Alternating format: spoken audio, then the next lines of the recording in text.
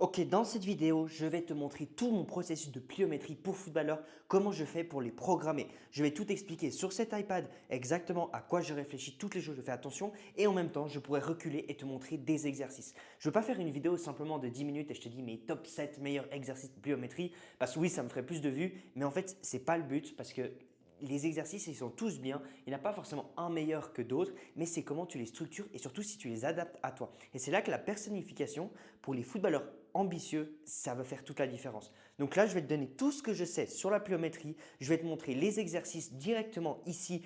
Chaque fois que je réfléchis, tu pourras les voir. Et si tu appliques ça, je te garantis que tu auras le plus de résultats que tous les footballeurs que tu vois.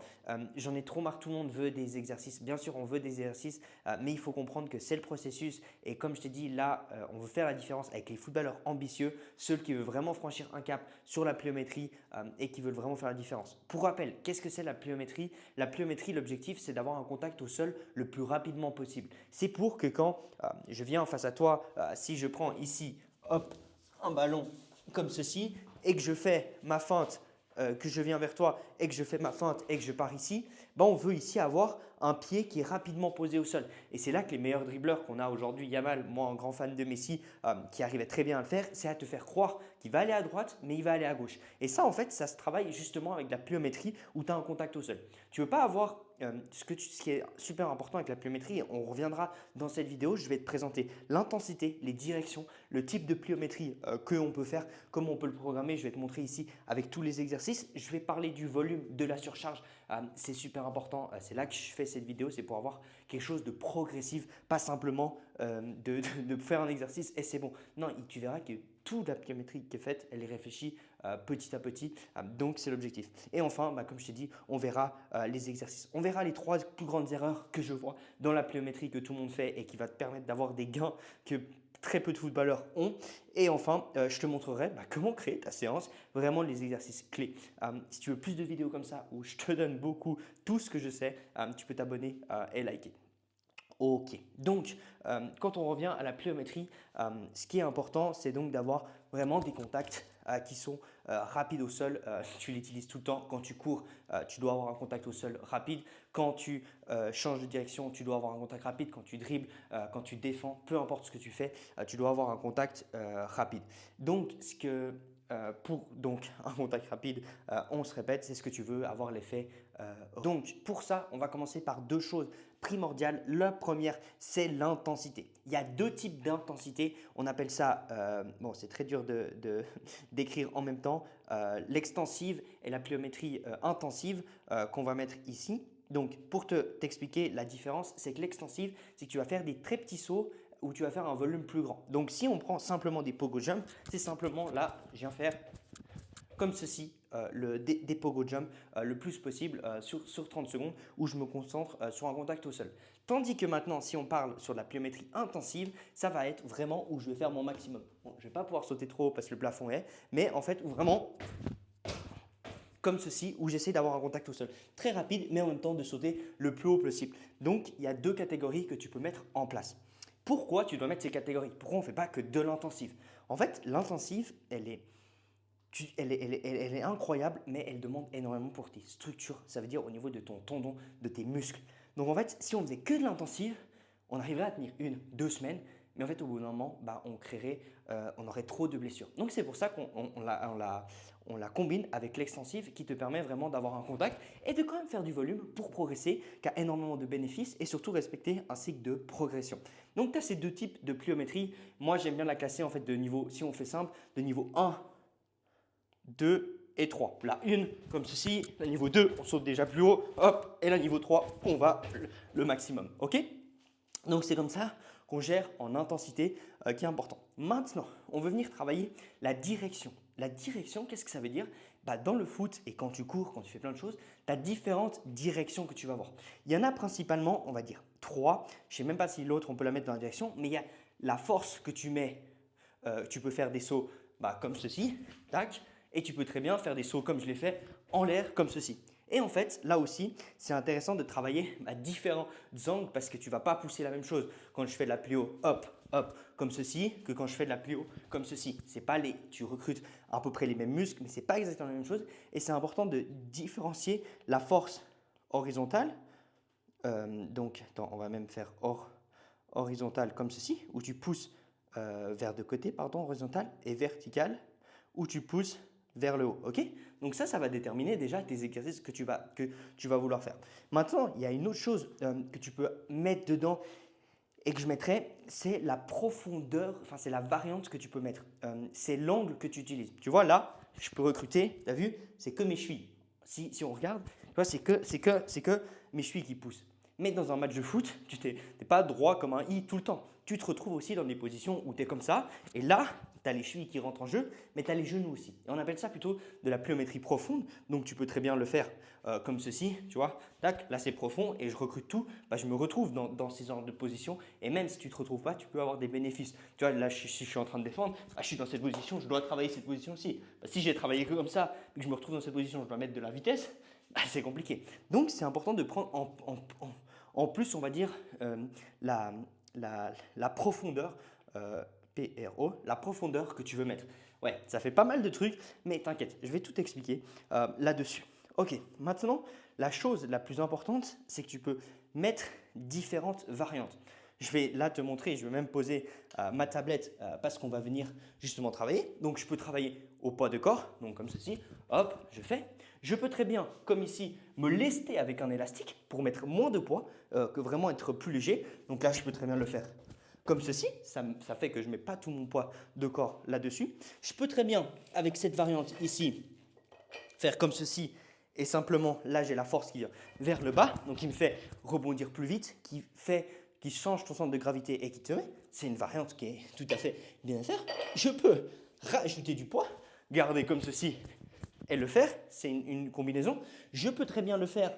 Je ne vais pas le faire ici, mais je vais prendre cette box, de monter sur la box et de descendre comme ceci et de sauter, une variante excentrique.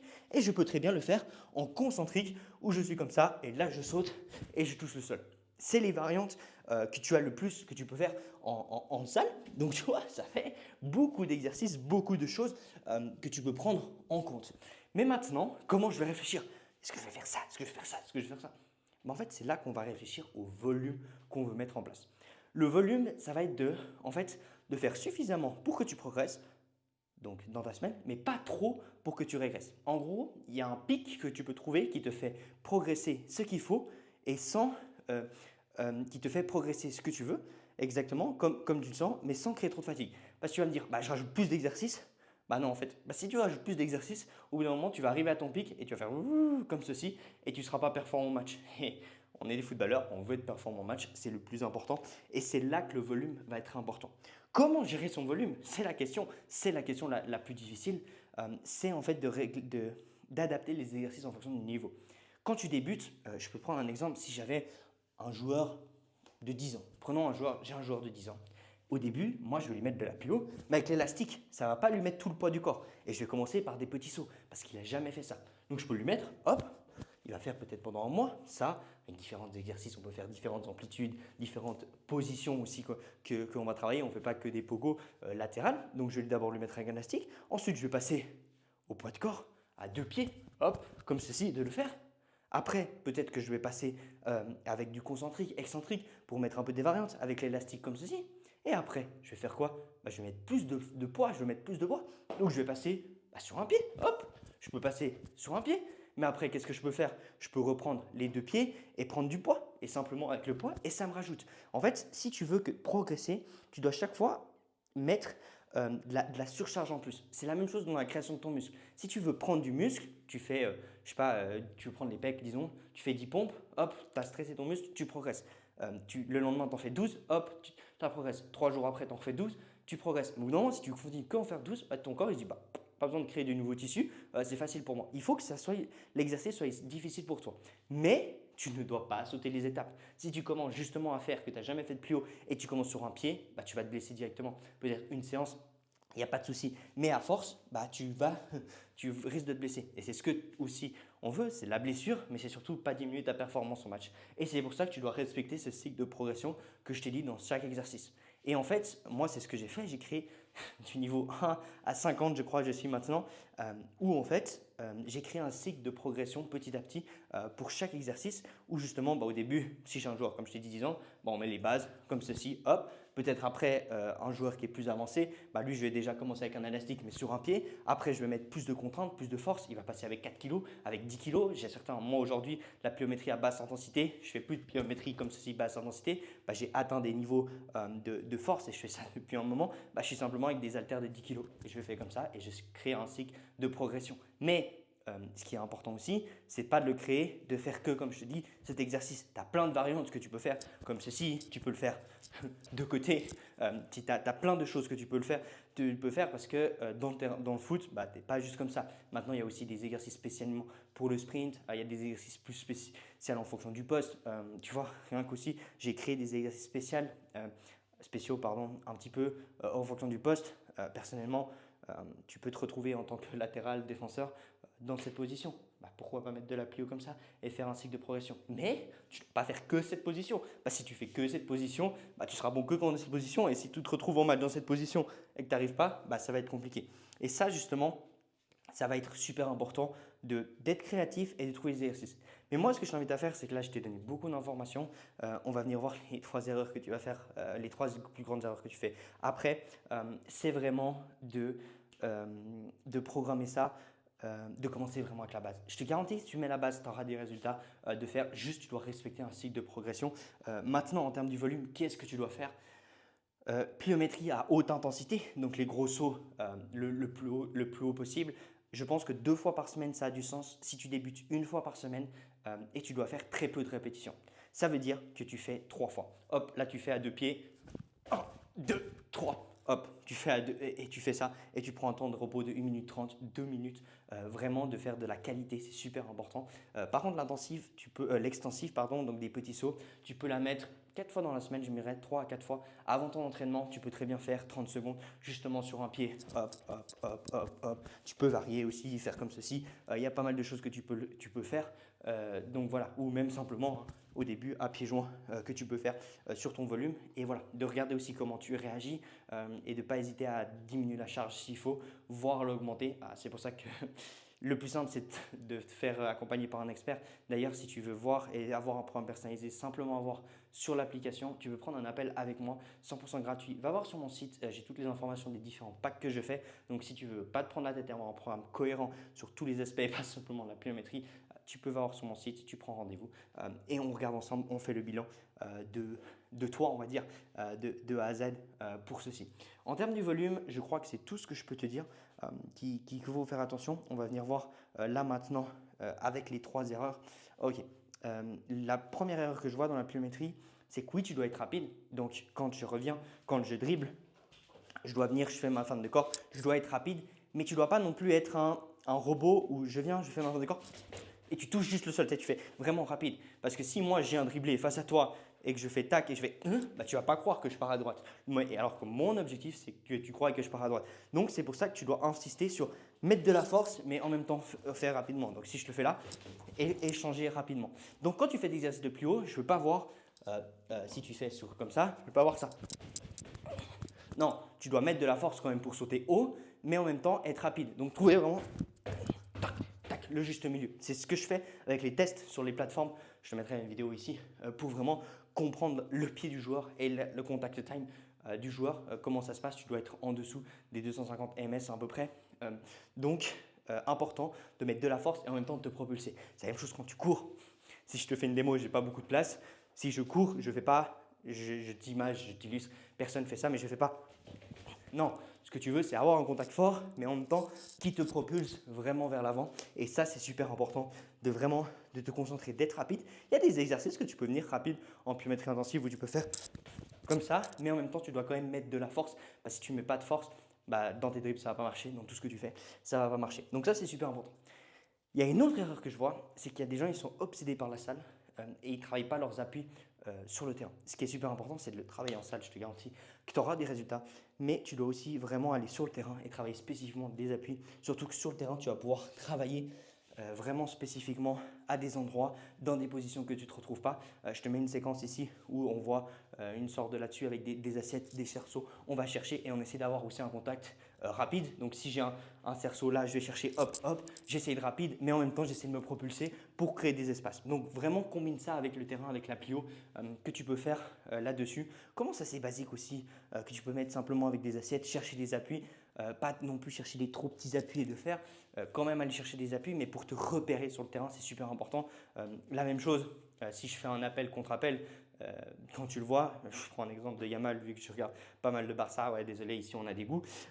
Donc si tu vas faire ton appel contre appel, de nouveau si je fais mon appel contre appel, tac, tac comme ça, c'est facile comme ça. Tandis que si je vais hop, hop et échange directement, c'est beaucoup plus dur à me suivre et c'est le but d'un appel contre appel, donc de travailler vraiment spécifiquement sur le terrain. Il y a un autre problème que je vois, c'est au niveau des chevilles. Les gars, on n'a pas assez de force, les footballeurs, c'est une catastrophe, on n'a pas assez de force de base. Et donc si ton pied, il s'effondre beaucoup, tu n'as pas de force, bosse ta force en salle. Commence simplement vraiment avec de l'isométrie. L'exercice simple que je parle de iso, hop, tu pousses le plus fort pendant 7 secondes, tu démontes sur un squat, vraiment de créer de la force. Et ensuite, tu peux rajouter justement un peu plus de pliométrie. Même tu peux commencer avec la pliométrie au début. Moi, comment je ferais, je mettrais la pliométrie au début. Donc si vraiment tu n'as pas de force, tu rajoutes avec un élastique, voire tu fais juste à 2 pieds, mais ensuite créer de la force. Il faut que tu aies de la force dans ta cheville pour absorber, pour être rapide. Oui, de la vitesse, c'est bien, c'est ce qu'on travaille de la pliométrie, mais tu dois créer de la force. C'est super important de vraiment faire attention à ça.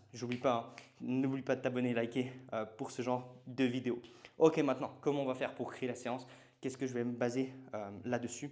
On va prendre un exemple d'un joueur amateur ici. Comme ça, tu vas voir, c'est plus intéressant parce que joueur pro, 2 entraînements par jour la plupart du temps. Donc, c'est très différent, il y aura moins de séances. On va prendre ici un joueur en club qui a 3 séances. On va prendre le plus simple, lundi, mercredi et vendredi et match le samedi. Ouais, samedi, c'est un A là. Ok, il a match là-dessus. Donc, c'est ses séances en club. Maintenant, il a un niveau, il est en régional. Ok, régional, il joue là. Donc, ça a une bonne intensité, ça a quand même un bon niveau. Voilà. Il va à la salle depuis simplement 6 mois. Ok, 6 mois, il a déjà soulevé un peu de poids. Il va quand même là-dessus. Terrain, ça on reviendra dans le programme. Priorité. Priorité, c'est un joueur qui est très mauvais techniquement et qui est pas rapide. Ok? Voilà. Donc maintenant, comment je vais réfléchir? Priorité, ça veut dire donc c'est ses points faibles. Mais par contre, c'est un joueur qui a une très bonne endurance. On sait là-dessus. Point fort, on peut mettre point fort, endurance. Désolé pour mon écriture, mais j'essaie de ne pas trop perdre de temps dans la vidéo. Ok, donc on a ça. Maintenant, à quoi je vais réfléchir? Donc j'ai match samedi. Ça veut dire que je vais pouvoir structurer des séances le mardi et jeudi. Mon joueur peut aller sur le terrain ou en salle et voilà le lundi, mardi. Donc moi, ce que je vais faire, c'est que le lundi, je vais lui créer une séance de 30 minutes qu'il va faire à la maison. D'abord avec de la mobilité selon ses points forts et ses points faibles. Pliométrie, on va lui mettre un exercice de pliométrie intensive et extensive. Donc là, vu qu'il débute, il a déjà un petit niveau. Il va simplement commencer à 2 pieds pour s'améliorer sur la pliométrie le lundi. Donc il aura à faire en extensive et en intensive. Et en plus, dans l'extensive, il aura 2 variantes. Il aura d'abord simplement ici et il aura en plus profond comme ceci. Ok? Comme ça, il aura ça et le reste, il devra créer un peu de force sur sa cheville et tout. Ce sera à la maison à faire avant son entraînement. Le mardi, on va aller sur le terrain parce que mon joueur doit s'améliorer techniquement. Donc, on va faire d'abord du travail de vitesse quand même. Donc, technique de course. J'aurai analysé son sprint, donc je lui donnerai les exercices spéciaux. Il va faire ensuite du travail d'appui dans différentes situations. Donc, je vais lui mettre simplement des assiettes qu'il va devoir aller chercher et continuer avec le ballon pour mettre de la technique avec des passes au mur où il va devoir se retourner un petit peu. Et ensuite, il finira par du spécifique à son poste. Voilà, ça c'est technique, on gère avec lui. Ce n'est pas le but de cette vidéo. Le mercredi, il aura juste une séance à faire Le mercredi, il aura une séance à faire en salle avant. Il a la possibilité d'aller en salle avant. Donc, je vais lui mettre la même chose que le lundi, mais un peu plus longue, qui va faire 45 minutes. Ça va bien taper. Ce sera son jour le plus dur. La même chose là, on va travailler différemment. On va travailler plus sur les changements de direction. Donc, on va garder cet exercice comme ceci. On va travailler d'abord avec le pied de vraiment dans différentes amplitudes comme ceci. Et l'autre exercice qu'on va lui mettre, c'est un changement de direction comme ceci. Là, je ne le fais pas à 100%. Pour travailler aussi ces changements de direction, là, cet exercice, il sera à 100% qu'il devra faire un exercice assez basique. Et enfin, la séance normale. Le jeudi, c'est séance haut du corps, tranquille.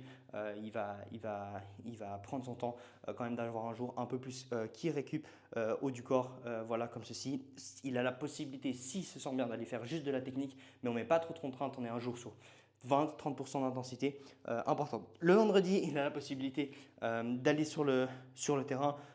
Donc là aussi, il va simplement, le vendredi, non, pardon, il n'a pas la possibilité d'aller sur le terrain, il finit les cours et le travail trop tard. Donc du coup, il va simplement avoir une séance de 20 minutes à faire veille de match. Là, on a un exercice de pliométrie à moyenne intensité et un exercice de force pour le lendemain de match. Samedi, il a match, donc voilà. Et dimanche, c'est repos pour les jours de repos. Il a une séance haut du corps qu'il peut faire s'il a envie, mais ça c'est optionnel. Sinon, c'est un jour de repos et on reprend le lundi avec ce cycle. Donc voilà, ça fait un peu brouillon quand je t'explique comme ça. Voilà, il y a plein de conditions que j'ai pas, mais comme ça, tu comprends un petit peu à quoi je réfléchis et ce que tu peux voir là-dessus. Donc voilà. Donc d'ailleurs, si tu veux plus de vidéos, plus d'exercices, te faire accompagner, tu vas voir sur mon site. Abonne-toi, like, mets un commentaire. Mets un commentaire si tu aimes cette vidéo, ça m'aide énormément. Vas-y, prends le temps, mets un commentaire, dis-moi ce que tu as pensé de la vidéo. Je vais faire plein de vidéos comme ça sur toutes les structures, donc si tu veux progresser, avoir ce genre de contenu, n'hésite pas. Et puis voilà.